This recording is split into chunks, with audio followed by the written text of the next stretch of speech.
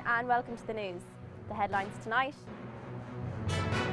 Resi opens up to Limerick students about mental health, major journalism conference to be held at the University of Limerick, and referendum to be held on new Students' Union Centre at UL.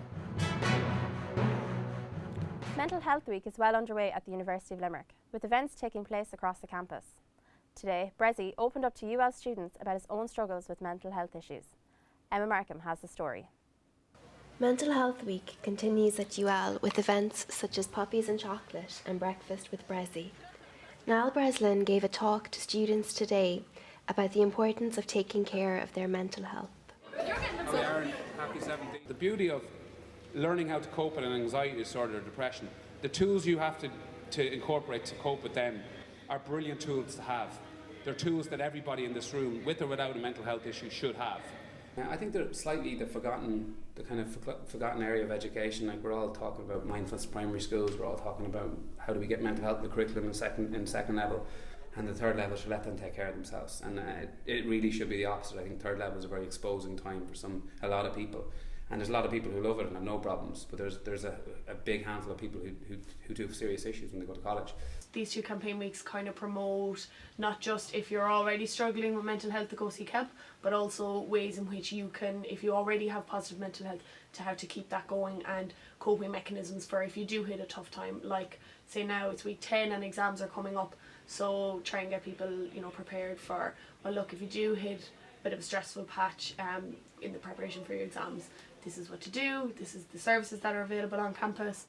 After the talk, many students got to attend the Puppies and Chocolate event hosted by Limerick Animal Welfare for Mental Health Week. Emma Markham, UL News, Limerick. At the University of Limerick, students will be asked to vote on a €28 million referendum that would see the development of a new student centre and an extension added to the existing sports arena. Paul Saunders reports. Students will be asked to vote next week on a €28 million referendum. I spoke with Marion O'Donnell on what this referendum is about. The referendum that's happening next week actually is basically about students voting for improved facilities. It would involve a new student centre which would have lots of new facilities for students, and also about improving the sports facilities, so improving the Maguire's pitches, a handball alley. There's a whole load of facilities involved in kind of the sports area. However, if students want to see these refurbishments, it comes at a price. They will only pay for what they use. They'll only get to pay for 40% of the facilities because that's what opened. When the student centre eventually opens, the levy is going to be increased to the 100%, which is €90. This isn't the first time UL students have voted on this referendum, with the proposal dividing the UL campus. Yeah, I'm probably going to vote no on the referendum, to be honest. I just don't feel like students should be paying any more than they're already paying. Probably going to vote no because I won't be here in UL when the gym is set up, and I just feel like what's the point in students having to pay for something if they're not going to enjoy it? Yeah, I'm going to vote yes. I think it's a good idea. I think it's not too much every year, and students down the line will see the benefit. New facilities are always a good thing. I'm probably going to vote no in the referendum because I'm not going to gain anything from what they're proposing. So I'm standing on one of the many sites that is due to be renovated if the referendum passes, but with the campus so divided, I guess it's anyone's game. Paul Saunders, UL News at the University of Limerick. A major journalism conference is set to take place at UL this Thursday. The topic of the conference is Journalism in Times of Crisis.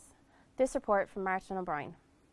On Thursday, UL is hosting a conference entitled Journalism in Times of Crisis. It will look at the economic and political role played by journalism during crisis periods.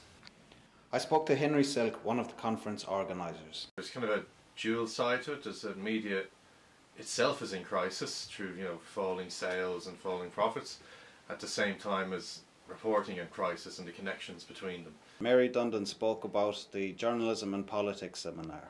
This is basically going to focus on political coverage and in many ways how the reporting of politics has been dumbed down with the advent of social media. What we're finding is that an awful lot of very complex political issues have been reduced to sound bites.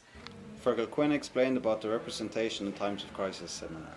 How the language of blame and ascribing blame in particular is ascribed more readily and more easily in the case of the Carrick Mines tragedy. So what are the crises facing journalism? We have a growing monopolisation, and this is a worldwide thing which is normal in capitalist development. Capitalism tends to monopolise. We also have the concentration of distribution, so that a lot of people now are accessing news via Facebook. Award-winning journalist Jim O'Doherty will open the conference. Other speakers will include Harry Brown, Brian Dobson, Seamus Dooley, amongst many others. So Martin O'Brien, UL News, Limerick. And now we'll hear from arts correspondent Jess Casey, who's been speaking with the world champion Irish dancer Zoe Griffin. Last week, Zoe defeated over 200 competitors from across the world to take home the title. The Irish World Academy of Music and Dance provides a space where musicians, dancers, composers and choreographers can hone their skills. I'm here today to meet with one of its students, Zoe Griffin, a world champion Irish dancer.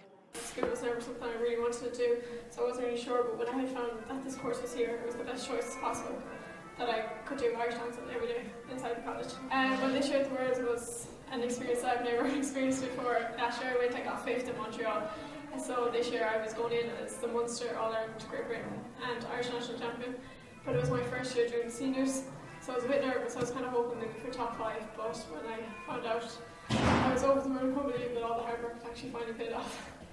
Well, the competitors that were with me, like the top 5, they're all dancers that have danced in senior before. How did it feel when you found out that you won? Oh, I feel that I don't think I'd ever experienced. Like, it was just something that you wanted for so long that I never thought would be possible.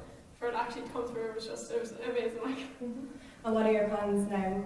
I'm going to keep dancing competitively, and I'm going to do the Irish Nationals in May, and I'm going to Orlando in July for the American Nationals, and I'll take it from there and see what happens in the new year.